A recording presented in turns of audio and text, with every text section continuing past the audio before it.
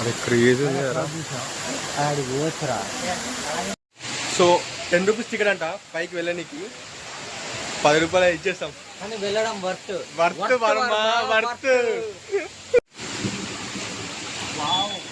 అరే ఎంత చిల్లు నేను డామ్ పట్టుకోర్రీ జారుతాయి.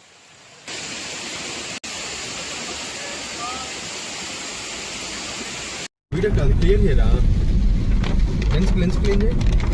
అది ఓకే.